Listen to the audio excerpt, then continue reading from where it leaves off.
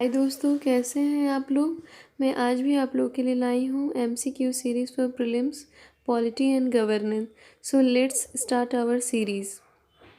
Question 61।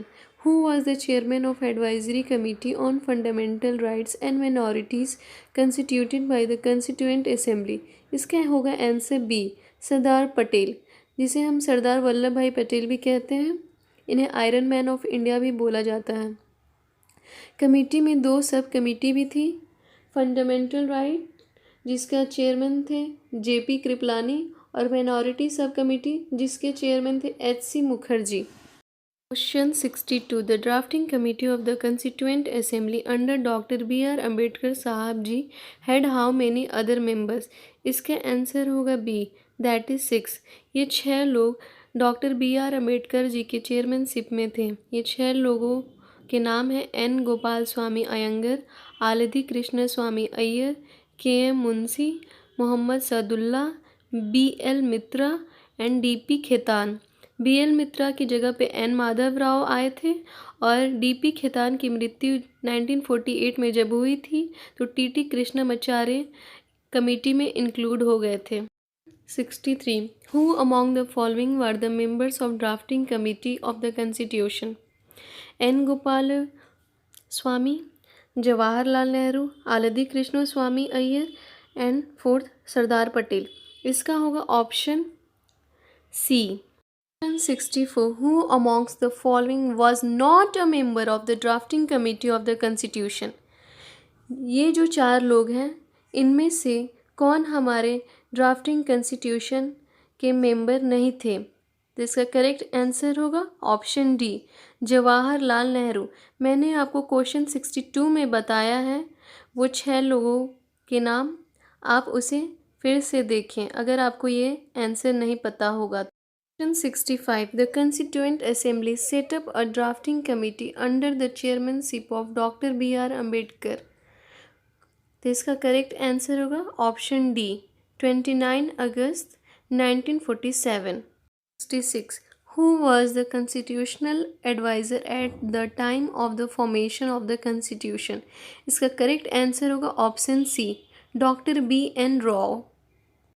Question 67. The first draft of the constitution was prepared by, इसका correct answer होगा option B, BN Rao. Question 68. When did the Constituent Assembly adopt the national flag? इसका correct answer होगा option A, 22 July 1947। Question 69. Who was the chairman of the National Flag Committee? इसका correct answer होगा option B, doctor Rajendra Prasad.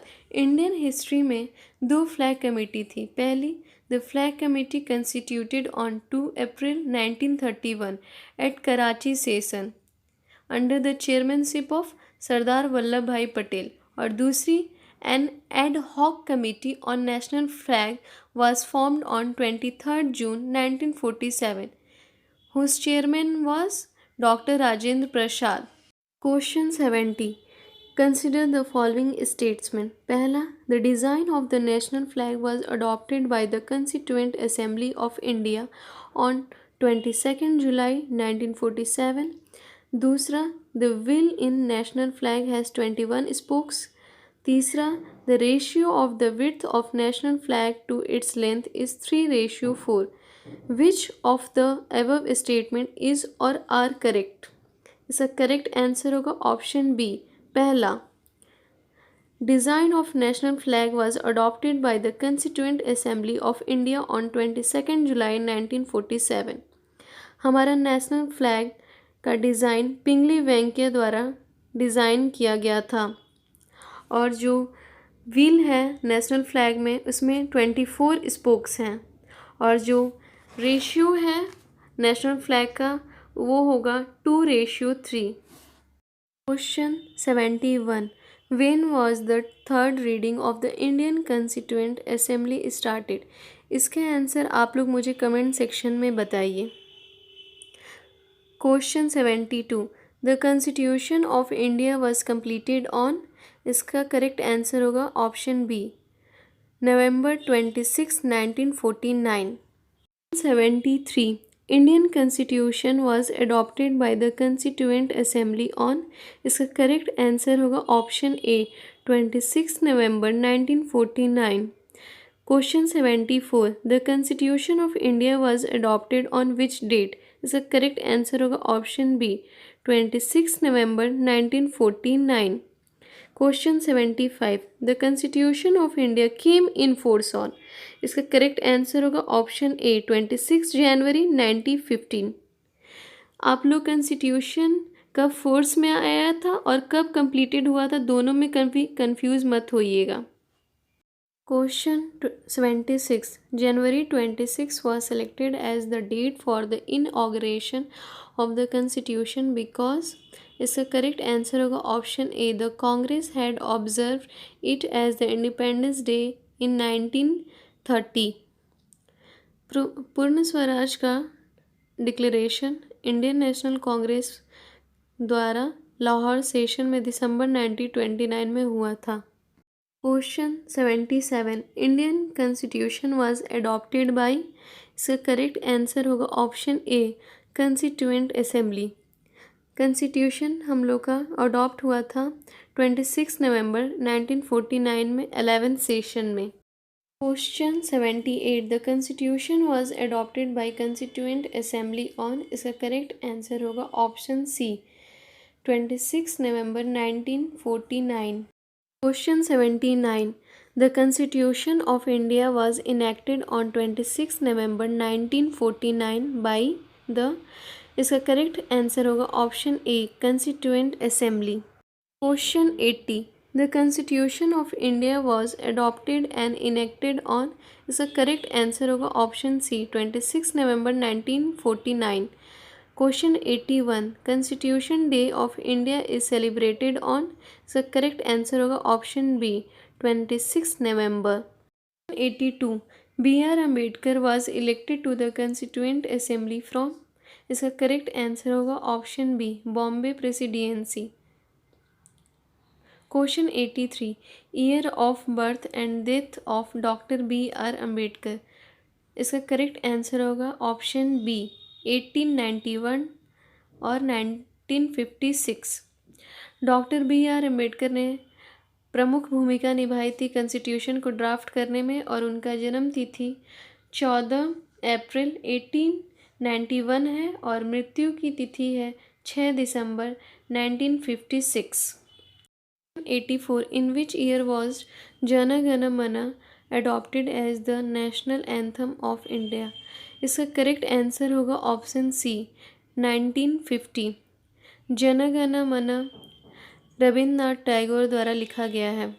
85, the state emblem was adopted by government of India on, इसका correct answer होगा option D 26 जनवरी 1950। जो हमारा state emblem है वो Ashoka pillar जो सारनाथ वाराणसी में है वहाँ से लिया गया है। Question 86, consider the following statements.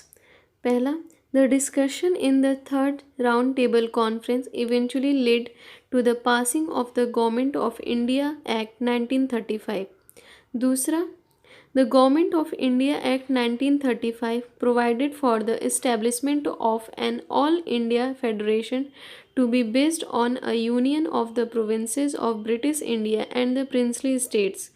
Which of the statements given above is or are correct? इसका करेक्ट आंसर होगा ऑप्शन सी बोथ 1 and 2। ये दोनों ऑप्शन ही हमारे क्वेश्चन के लिए सही हैं। Question 87, here are two statements. Statement A, the Constitution of India provides for all necessities of the country. Reason are, it is known or called as adopted constitution. In relation to aforesaid, which one is true? Aforesaid का अर्थ होता है पूर्व कथित। Option A and R both are true and R is correct explanation of A. Option B, A and R both are true but R is not the correct explanation of A. Option C, A is true but R is wrong. Option D, A is wrong but R is true. इसमें से correct answer होगा option B A and R both are true. but R is not the correct explanation of A. Question 88. Deferment of adult franchise for 15 years was advocated in Constituent Assembly by. इसका correct answer होगा option सी, मौलाना आज़ाद। डिफर्मेंट का अर्थ होता है टालना। मौलाना आज़ाद द्वारा ये adult franchise constituent assembly में टाला गया, पर डॉक्टर राजेंद्र प्रसाद और जवाहरलाल नेहरू इसे अडॉप्ट करने के लिए सपोर्ट करते रहे। Question 89. Consider the following statements and choose the correct answer by using the quotes given below. Assertion A. India is a democratic country. Reason R. India has a constitution of its own. ये चार code है A, B, C, D। इसमें से correct answer होगा option B. 90. Who amongst the following advised that the Indian National Congress should be disbanded as a political party after the independence of India? इसका correct answer होगा option D, Mahatma Gandhi. Question 91. In their nationalist reaction, the founding fathers of a Indian Constitution tended to minimize the importance of minority interests and emotion. This view is credited to. इसका correct answer होगा option D, इवर Jennings. इन्होंने ये comment provision for protection of minorities in Indian constitution में दी थी। Question 92. Constituent assembly was Congress and Congress was India. Who said this? ये statement famous historian गैरनविल Austin द्वारा बोली गई है। इसका करेक्ट आंसर होगा option A. Question 93. How many women members were there in the Indian Constituent Assembly? इसका correct answer होगा option ए, 15, जिसमें पहली अम्मू स्वामीनाथन, दूसरी एनी मैस्कैरिन, तीसरी सरोजनी नायडू, चौथी दक्षयानी वैल्यूडन, पांचवी जी दुर्गाबाई देशमुख, छठी हंसा मेहता, सातवीं कमला चौधरी, आठवीं लीला रे, नौवीं मालती चौधरी, 10वीं राजकुमारी अमृत कौर, 11वीं रेणुका रे, 12वीं पूर्णिमा बनर्जी, 13वीं बेगम अजीज रसूल, 14वीं सुचिता कृपलानी, 15वीं विजय लक्ष्मी पंडित। ये 15 महिलाएं हमारी कंस्टिट्यूएंट असेंबली में शामिल थी। Question 94. The states and the central government derive power from. इसका करेक्ट आंसर होगा option A, the constitution of India. Thank you everyone. आज का MCQ सीरीज़ हम लोग का कंप्लीट हुआ। इसमें टोटल 30+4 क्वेश्चन बताए गए हैं और इस टॉपिक पे टोटल 94 क्वेश्चन आप लोग को बताए गए हैं। अब हम कल से sources of the Indian constitution, जो हमारा नेक्स्ट टॉपिक है, वो अब हम सॉल्व करेंगे MCQ सीरीज़ में। आप सभी से रिक्वेस्ट है कि क्वेश्चन नंबर 71 का आंसर कमेंट बॉक्स में कमेंट करके दें। Target mission is always with you.